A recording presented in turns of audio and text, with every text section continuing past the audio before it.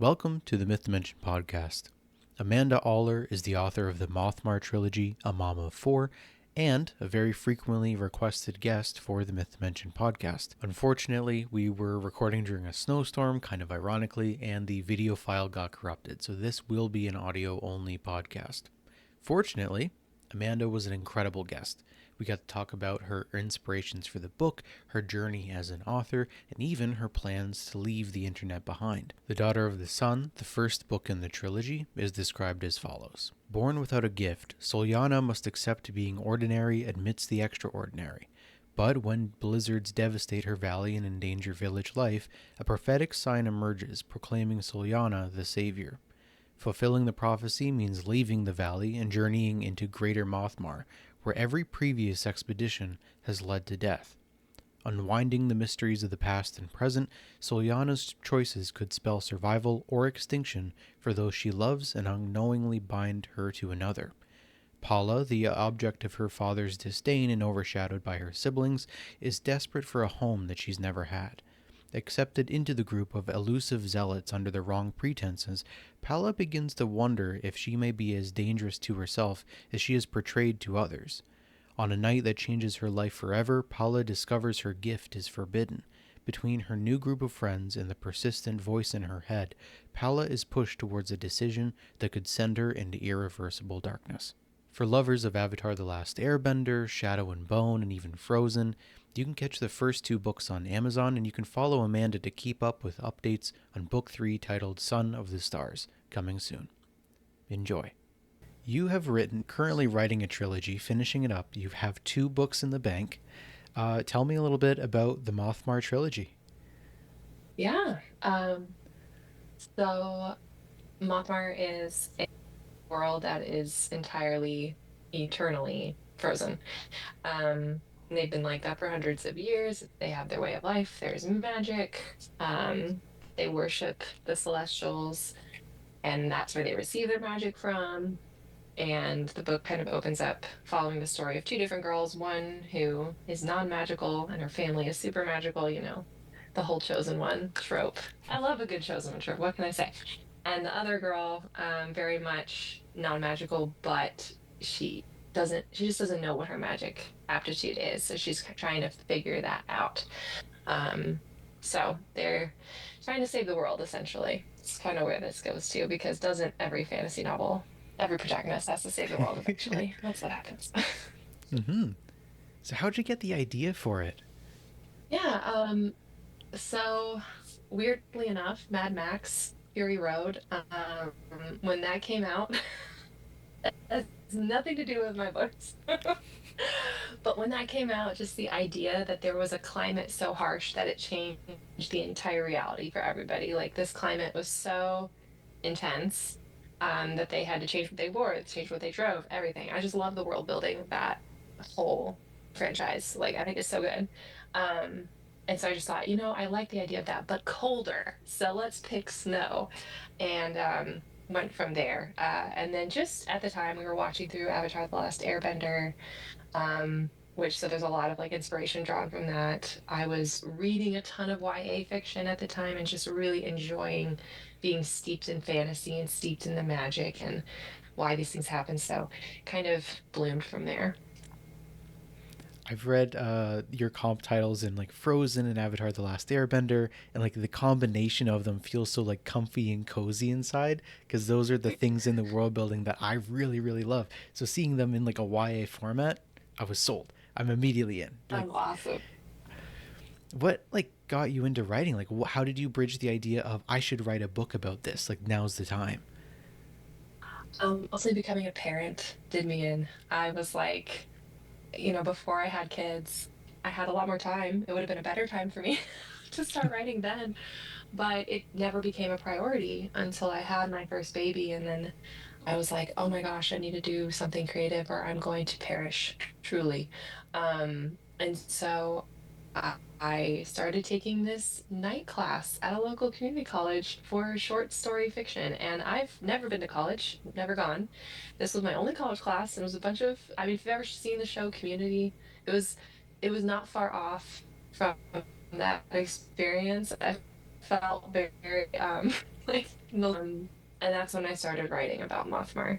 And that was almost 8 years ago, which Wow. is pretty crazy. And it didn't actually become a book until I think I had my third child. And by then I was like, okay, I actually want to publish this to be like this fun hobby. I want this to be an actual book. So I made it happen. Right on. What was like the process of drafting over all of those years? Like, what did it look like? Was it more casual? Was it like a solid hobby that you kind of returned to? How did it grow into becoming a like a dedicated medium to express yourself and to really build this thing? What was that journey like? Definitely a lot of ups and downs. I mean, I have to, um, you know, m- between my husband having things going on and me, um, I at some point just had to say, if I want to finish this, it's never going to be a good time ever. I'm never going to be at a place. I'm always going to be busy with something. So the kids go to bed. When they go to bed, I'm just going to stay up late and I'm going to work, or I'm going to do this during a nap time, or I'm going to see if my parents can help me and watch the kids for a day, or if my husband can help me on his day off. And it definitely took that community to make it happen, because I am not a night owl, and those evenings were really hard. And my children wake up at like 6. So it was just a hard like figuring out when it was happening. But once it became a priority, which took years, honestly, once it became a priority, I was like, okay, like I can make this happen. We can make this work. But it's interesting because right now you've caught me at a time where it again is falling more to the back burner, um, just because of life. And in the indie author realm on Instagram, especially, to feel like you have to keep up with the Joneses and you have to keep publishing. But there's more to life than publishing. There's a fun tidbit of it, but there's more Mhm. things too. I know that you recently stepped away from Instagram and you even talked about having like grown a little bit more in the absence and you eventually like wanting to leave social media. How do you feel about like kind of like the offline writing aspect, like the going back to like cozy pen and paper almost? Like where do you imagine yourself with like writing and reading and like social media and your use? Like let me hear a little bit more about the ideas that you're having in this that you want to pursue. Yeah. This is a very new thought process for me, so I hope I don't ramble too much because I'm still trying to figure it out myself. Um, but it, I guess the baseline of it comes down to my years and my time here on Earth are so short.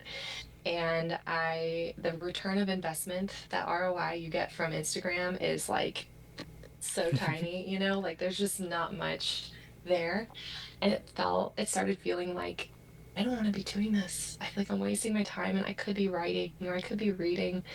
So I've been on and off, kind of very skint on Instagram since right after Thanksgiving or right after Christmas, that kind of time period. I've been very sporadic and I'm coming back a little bit now. Just I do have a book to launch and a Kickstarter to run. Um, and I do want to finish well. I think it would be a disservice to my husband, especially, who has cheered me on for so long and given me the time and the energy to put things into practice. But um, I overall, I would like to shift more towards newsletter, Substack type of connection, more in-person events where I'm enjoying just meeting my readers and not about getting content while I'm there. Um, and it's not a forever thing. I don't see myself away from social media forever, but who knows? I mean, I could get so comfy that I'm like, peace out. I'm gone for good. But it's hard though, because it is honestly how book sales come about, meager though they are. Um, and it really makes you question like what's the most important thing. And if you're not going to write books, you're not going to sell books. So that reigns supreme for me. Mm-hmm.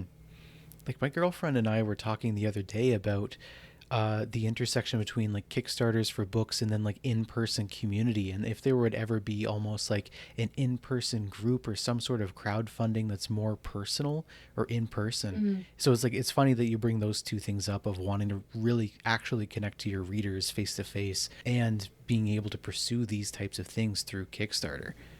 thought That is so about. interesting. Yeah.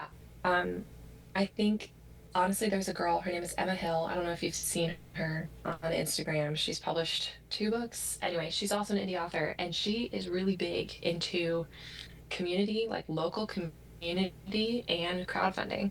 And she's done such a really great job just gaining that support from like her local library and the school she works at and like all these different places. So I really admire her for that. She's really jumps headlong into, hey, I'm doing this project. You guys should do it too because it's awesome. And when you think a project is awesome, other people are inevitably going to think it's awesome because it's infectious. But I love that that was a conversation that you and your girlfriend had because it's so hard in this day and age of the internet. Like, how do we get people to actually meet face to face? COVID made that so much harder. Like, yeah, it's a struggle. Hmm. Have you ever thought about like doing book conventions or kind of like really leaning heavily into the in-person event stuff? Yeah, that is eventually where I'd like to be. Just not while my kids are young. It's pretty impossible to do it now. But anything local, I'm totally down. Like any type of market or um, but I think the biggest one I've ever done that really made me feel like, oh my gosh, I'm doing this thing. I'm an author. Was in DC. I did this one called Imaginarium back in 2022. Yeah. Okay. I remember I was like, I was running my Kickstarter for Children of the Earth. So maybe it was 23. It was probably 23. I was running my Kickstarter for Children of the Earth. Daughter of the Sun had just come out. And Rebecca Yarros was there, author of Fourth Wing, Bridget Kimmerer, who wrote A Curse of Dark and Lonely. Um, and they were like sitting across from me at their tables signing, and I was over here signing, and I was like, oh my gosh, I'm part of this. This is me too. Like, wow. And I had like a reader come up to me, and she was like, oh my gosh, I love your books. I've been dying to read them. I baked you a loaf of sourdough bread. I was like, oh my gosh, thank you. like, like just stuff like that. That is just, I love that connection so much more. It's so much more personal. I don't know. It just makes it worth it. I think the mark of a great author is having one of your fans bring you sourdough bread. That's the best gift you could Yes, get. Yeah. it's No signing amazing. pictures. I want croissants. I want the whole thing. Only gluten. I was actually Oh going my to gosh, yeah. ask you about that. Like how, because sometimes you can do all of the actions that an author does, but then feeling the actual, the world that you've put yourself in, becoming an author, having like looked at a book and said, I did that. I have published a book. What kind of moments did you have like going through like the Kickstarter and first few fans and making your first like sales? Like what did it feel like to see the evolution of yourself becoming this thing that you had been working at for years? Yeah, it's definitely wild. Just a wild ride. Like, I mean, when I first started writing, I just thought, oh, it'll just be like my friends and family who will read this. I feel like there's just a lot of people who self-publish. That's kind of what they're doing it for. It's a personal goal or um and I think the more events that I've done and the more times I've met people who've already read my books but haven't met me, that's kind of what has clicked for me. Like, oh my gosh, they know who I am. They've read my words. We've never met before in person. It's just the coolest thing. I had a event with my friend Mariah Chavis. She wrote Heart of the Sea. She's with a small publisher, and we don't live too far from each other. So we went to this bookstore meeting, and the turnout was terrible. There was like maybe 3 people there to like listen to us read. But we were enjoying it, having a good time. But someone who came to that, she was like, "Hey, I follow you on Instagram. I've chatted with you on there before. Me and my daughters have read your books. We brought them from home. Could you sign them for us?" And that just like made my whole month. Oh, it was just the coolest thing. So I think those little moments are definitely the ones that make me realize, oh man, I'm actually an author. Like that's a thing. That's so cool. It's always so heartwarming. Like even when like how I found out about you is because somebody who follows you was like, I love everything that she does. I think that the success that she's had with Kickstarter is so exciting. Like I'm just so excited to see whatever she puts out. And felt like I needed to match the energy. Like it was like hearing about how good a movie is and then not going to go see it, and that's how I stumbled upon you and ended up reaching out. So like it's weird seeing it from like both sides of the coin, kind of like what you were mentioning about sitting apart from all of these grand authors of like, oh wow, this is so cool on every angle. Yeah. Oh my gosh. I love that that's how you found me. That's hilarious. No, truly, like that is one thing that I will miss about social media and Instagram in particular, is I have found such a solid support system here. Um, I did not really have Instagram. I had like a personal Instagram. I didn't know Bookstagram existed or Authorgram existed when I wrote my first book until I Mm-hmm. was like at the very end of it.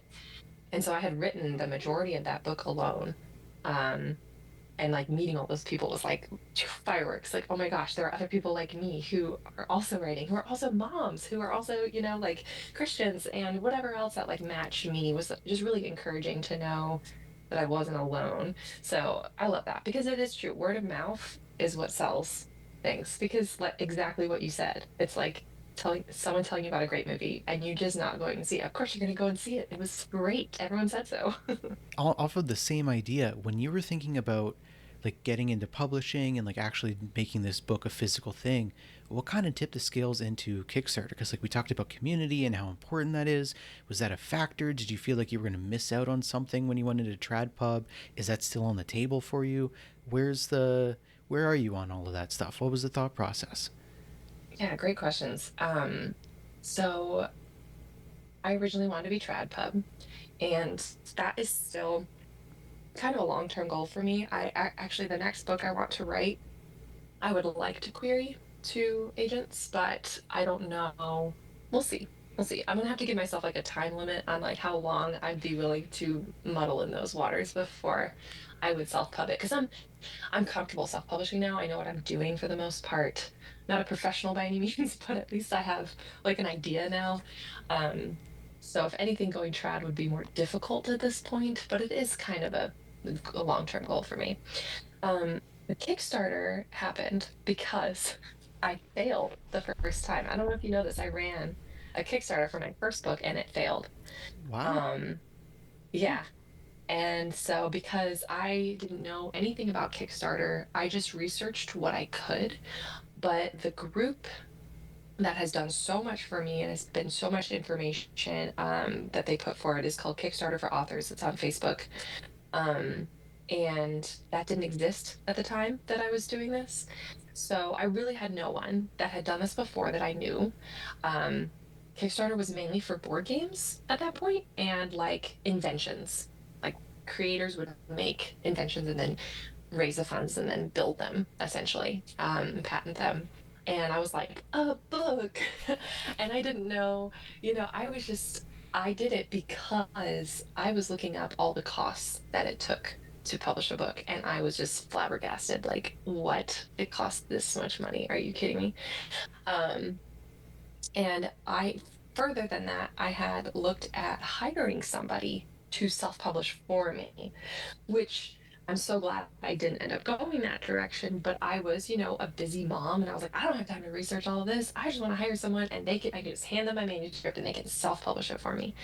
And that person who I was going to hire was going to charge me around $5,000, $8,000, somewhere in that range. I don't remember, to do everything. And I mean, this was from editing to cover designing to, I mean, she was going to do everything. So, or hire the people and whatnot. So I was like, okay, I need to make this money somehow. So I did the Kickstarter and I set a goal for $10,000 because I thought that is what I have to reach in order to pay for everything. I'm so glad that thing didn't fund. I'm so glad it failed, because I had no idea how to set up a proper ROI for each of those tiers, that I would have been in the negative. Looking back, I'm like, that would have been terrible. And I never would have learned how to self publish because I would have just been relying on someone else. Ultimately, it was figured out. I think I reached about $8,000 from that. And with Kickstarter, you don't get any funds if you don't hit your goal. So I saw that 8,000 come and leave very quickly. But the cool thing about that, and this is where the community portion comes in, is because I wasn't really a part of any type of group, writer group, or anything at that point, like a little bit, but I had like 400 followers on Instagram, maybe. It was like very, very meager. And a lot of those Kickstarter people were my friends, my family, people who knew my family. I mean, it was very close knit. So I had people messaging me after the fact and emailing me and just saying, like, hey, I know your thing didn't work out, but I'd still like to donate what I was going to give you. Can I do that? I ended up having so many people say that I had around $4,000 when I was over like everything. And it was just the coolest thing to me that I was like, I didn't even have to run a Kickstarter. Why did I even put myself there? Like these people just showed up and did it. And, I promised everyone a book. I was like, oh, if you do that, I will send you a book. It's fine. I did, which tanked me later, but it was worth it. It was fine. But at the time, I was able to pay for my editing and able to pay for the cover and, all those things because, yeah, and I learned so much. So then we come across this other side where I learned a lot more about Kickstarter. I figured out what I wanted to do. I learned the process, did my Kickstarter for my second book, which funded superbly better. Um, and was a lot of people I didn't know. So pros and cons to that, where I ended up reaching out a lot of new people, but also I didn't have that as much of that like connection that I did the first time around that I really missed out on. Um, but it was great and I want to do it again. So here we go again. This podcast is hosted and made possible by The Myth Dimension. The Myth Dimension is a social media platform for fiction writers to post, publish, and promote their works. We're currently in development with Conestoga College and a couple of developers, and we're planning on launching the platform in spring 2025. However, our Discord is currently exploding with new users talking about the books that they're reading, the books that they're writing, and everything in between. We have new writers getting their first beta readers. We have accountability sprints and even some industry insights in the private Discord. And if you want to be one of them, click the link in the description and welcome home. Freebie with my newsletter, or it used to be. Honestly, I just changed the Substack and I haven't totally wrapped my mind around it yet, so it may not be working right now, but it's like a free short story that people want to read my books. But I wrote that short story and just enjoyed writing it so much, and I would love to kind of branch out some of the characters, some of the side characters that I have in the trilogy. So the plan is to have 4 or 5 stories in a very small book that people can get with their Kickstarter purchase that would probably only be available through Kickstarter or through my own personal website after the fact. But other than that, I don't plan on doing any like spin-off books, but who knows where the wind will take us. You're very intentional, especially with like social media marketing and like the strategy of how you like to do the business of books. Did you learn that somewhere, or does it feel kind of natural? I'd say the only thing I can think of is the fact that I was homeschooled and I had a lot of time on my hands when I was a kid. And I always had a little VH recorder in my hand growing up, which then transformed into like a DSLR camera and on until, I mean, I was like doing YouTube all the time. I had a whole thing on YouTube and I ended up going on Instagram, and then that kind of filled that cup again of this kind of creative short video kind of things. But so I think since I was a kid, I've loved that kind of thing. And that's why whenever they've talked to me before about, I want to be able to advertise my books like you do on social media, but I just can't do it. I'm like, don't force yourself. Like, if you don't like it, don't do it. It's just not worth it if you don't like it, which is where I'm at now. I've gotten to this point where I'm like, I need a substantial break. And that's why I'm fine with it, because if you're not excited about doing it, no one else is going to be excited with you, and they can tell. So, but yeah, I've just always enjoyed that kind of thing. And I wouldn't say I'm necessarily good at it because I don't know if my sales reflect that, but it's fun. Right on. It's very like wholesale, wholesome, and integrated. It feels like to be part of the part of the community, these things just come naturally. Like I feel like I want to support you in the things that you're doing, whatever you do. Like even when you were mentioning doing the book of short stories and kind of expanding on the world a little bit and following, different side characters and sidelines and things like that. it was interesting enough that it makes me, I feel like I want to be part of the world as a whole, but also part of the people who read these types of things that I don't really think about, you know, like supporting a Kickstarter, like this like point of sale, this point of contact. And I think that's something that feels very heartwarming whenever I see your, you know, your videos on my For You page, or if you pop up on a Goodreads thing, like, you know, if somebody reviewed you, it just feels very personable, if that's the right word. But yeah, I don't know. I'm a big fan. So that's why I wanted to ask, because I know a lot of people are a fan of you and want to emulate kind of what your strategy or your perspective is on when how you approach doing this as a living, and like for fun, for community, all integrated into one. Thank you. Yeah.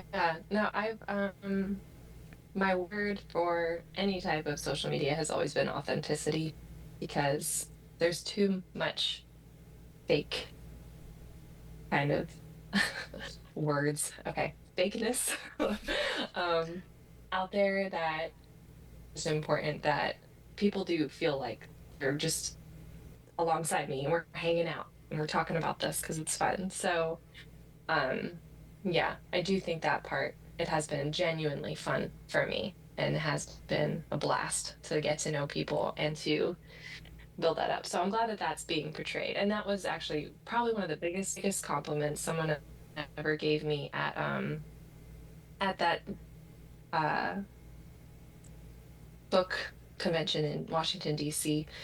Someone came up to me and she was like, I already have your books. I brought them for you to sign. I follow you on Instagram. And we just kind of talked for a while. And she said, wow, you are exactly as you are online. And I was like, thank you. That is what I strive for. To, or not really strive for. I mean, that is what I just hope that people see. Yeah, just be. So, on behalf of fans, what can we expect from book 3? Oh man. Um, what can I give you? I finally started getting back into it again. I've been taking a break because we are actually in the middle of a move. Ooh, And nice. actually just signed a contract this morning that someone is going to buy our house. So we are celebrating over here that we can, which is so exciting. Um, but so I'm slowly less stressed now, and I feel like I can bring in the book again. Um, so I do say that we really get to know the character Phineas a lot in this third book, and I don't know if you know who that is. Kind of our big baddie Orval's right-hand man. Um, and he's, you know, seen a little bit in Children of the Earth in the second book, but he gets his own points of view throughout all of book 3. And he quickly became one of my favorite characters. I love him so much. Um, and one of his, I guess I can tell you this, one of his stories is going to be the short story, kind of his origin story is going to be for the Kickstarter that people can read. So I'm excited about that. But there is also a big spoiler that I'm not really going to reveal, but I'm just going to say the beginning of this book a little bit jarring. Um, Okay. so Okay. yeah, it's my editor was like, "This was a choice," and I was like, "Yes, yes, it was." Oh no. Oh man, should I book the therapy appointment ahead of time? Yeah, maybe. Okay. I mean, where can people find you? Where can people go for the new books? Where can people find book 1 and book 2? The Kickstarter? Yeah, so right now I'm just trying to drive all traffic to Kickstarter and my Substack. So, and my Kickstarter is in pre-launch right now. So if you go to Kickstarter, I know you don't have to, like, everyone's sick of having to sign up for things probably at this point, but you will not regret signing up for Kickstarter. I guarantee it, because there's just so many good books coming out there now. And if you, especially if you love special editions or little like secret tidbits that you can't get anywhere else, it truly is the best place to do it. And the app is super user friendly. And so you can sign up there so that you will be notified. You'll get a notification come up the minute I go live. Because as of right now, I don't actually know when I'm going to launch a Kickstarter, but I do know that there's going to be limited options for some of the packages in my Kickstarter for some of the tiers. So that's why you want to jump on it as soon as you can, because there will be a limit probably to some of these things. And maybe some early bird pricing I haven't quite figured out if I'm doing that or not. Yeah, and then Substack because I'm trying to get away from social media. So Instagram, although I'm there right now ish, I do plan on phasing out of that by the time this third book is published. So yeah, that's where you can find me. Awesome. Thank you so much. This has been a lot of fun. I've really had a great time. Having me, Austin. This has been great.